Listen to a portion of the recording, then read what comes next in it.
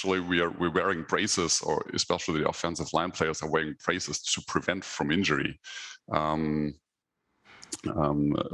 Fortunately, in our situation, I can tell since we wear those braces since 2018, we haven't had one offensive line player who suffered a severe knee injury.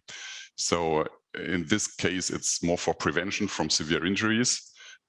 But we also use those braces after operation or after surgery of knee injuries as well, for sure. Mm-hmm. And what do the players tell you as a team coach? Do they need to get used to those braces, or are they by now used to those braces, and do they like wearing them because they feel a little bit sort of more stable, or what's sort of their feedback?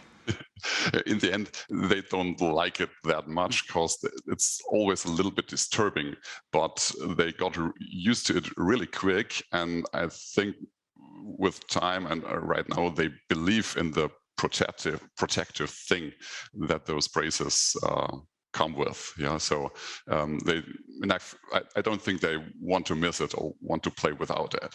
Well, and if you're describing the numbers and you're saying the numbers decreased of injuries with those braces, then it's pretty definite, the situation, and pretty... Yeah, it is, and we have actual numbers out of the NFL, for example, where at least a decreasing number of injuries of the MCL is described between 2015 and 2020 of about 1/4, and this is about the time that knee braces are used in the NFL as well. Mm-hmm. Timo, can you describe what kind of orthosis there are, or what kind of braces? Yeah, sure. So I think the one thing, the real challenge is actually what Klaus just said, is the acceptance of the football player.